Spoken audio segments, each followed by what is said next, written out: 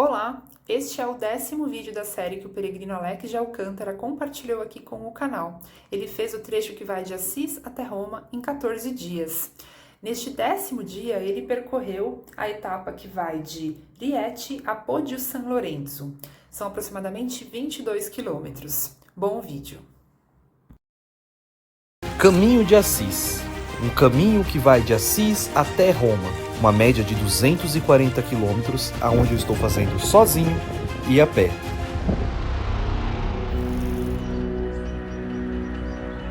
Acordei, cidade vazia pra variar, né?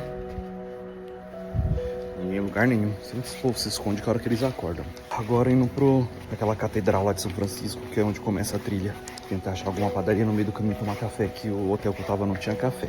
Sabia você que se chama Francisco? Tem que agradecer São Francisco de você se chamar Francisco? Na verdade, o pai de São Francisco, né? Você agradecer o pai de São Francisco de você se chamar Francisco hoje. Então, porque São Francisco é o primeiro Francisco da história. Por cá, a mãe de São Francisco devia ser nobre, provavelmente, que ela era chamada de Dona Pica. Na época, todo mundo que era dona, antes do nome, era porque tinha alguma descendência nobre. Então, provavelmente ela era nobre. E ela era dos francos, que hoje é a França. E aí, o pai de São Francisco era comerciante de tecido. Levava tecido pra cima e pra baixo. E naquela época, comerciante de tecido era uma coisa muito perigosa. Era a mesma coisa de ser um cruzado, porque roubos, assaltos, muitas coisas podiam acontecer enquanto a pessoa tava indo buscar tecidos nos lugares. Então, nasceu São Francisco. O pai de São Francisco estava em viagem, ele não acompanhou o parto do neném. Quando ele chegou, a mãe dele tinha botado o nome de Giovanni Merdadone, que é o sobrenome da família de São Francisco. O pai dele chegou e começou a chamar ele de Francisco, por causa dos francos, dos franceses, que ele achava muito bonita a cultura francesa dos francos daquela época, era muito inteligente, era muito diferente da Itália, naquela época a Itália estava com muita guerra por causa dos cruzados, reis, rainhas, nobres, e o tanto de castelo que a gente passa, cada vilazinha tinha um castelo de um nobre que se sentia rei, então tinha muita guerra, e o pai dele começou a chamar ele de Francisco, e aí ficou Francisco, Francisco, Francisco, Francisco cresceu, adotou o nome de Francisco, virou santo e virou São Francisco de Assis. Daí pra frente o nome Francisco é um dos nomes mais utilizados.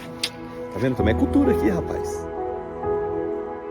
Por tudo que sabemos de Francisco, posso imaginar a alegria e o êxtase deles voltando de Roma, depois de receber da igreja a autorização para continuar com a sua ordem. E voltaram cantando, louvando e pregando em todas as cidades que eram do caminho de Roma até Assis. Chegando em Assis, o crescimento da ordem foi espontânea. Sem pressa, mas foi muito rápido. Porque era uma maneira diferente de ver Deus. Uma maneira diferente de olhar os animais, a natureza e da convivência de Deus com os seres humanos. Era uma forma diferente de olhar o Evangelho e o amor de Cristo por todas as criaturas.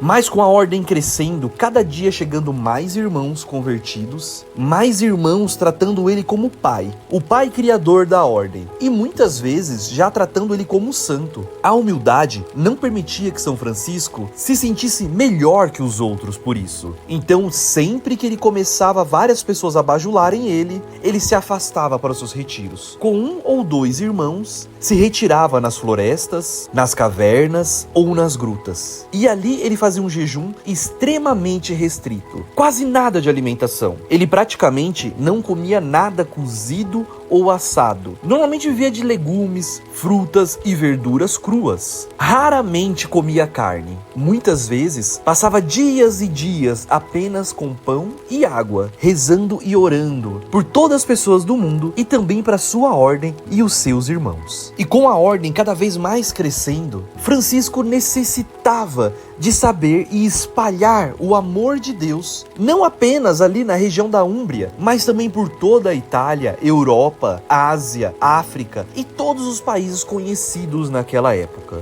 Ide pelo mundo e pregai o Evangelho. Assim como as últimas palavras de Jesus aqui na terra, assim Francisco abraçou e começou a enviar os irmãos, de dois em dois, por todas as terras conhecidas. Um dos sonhos do Francisco nunca foi deixar livros, biografias ou partes da vida dele para que ele fosse considerado santo. A humildade de São Francisco era tão grande que o sonho dele era ser mártir, ser morto pelo amor de Cristo, entregar a própria vida para servir de exemplo como evangelização.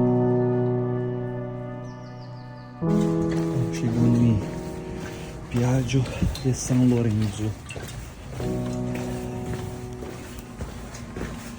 Cidadezinha tem 520 mil habitantes. Minúscula.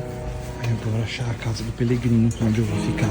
E uma dessas empreitadas para o martírio, São Francisco e seu irmão Egídio, o seu irmão da ordem, um dos mais próximos, foram rumo a Jerusalém, a Terra Santa, onde existiu uma guerra sangrenta entre os cristãos e os judeus. Só que essa parte da história eu vou deixar um pouquinho mais pra frente, porque ela é muito importante e linda. Assim como o amor de São Francisco por todas as criaturas criadas por Deus. Gostou do vídeo? Deixa seu like, é muito importante, compartilhe uma história tão linda como essa. E já estamos na nossa reta final, agora falta pouco para chegar em Roma.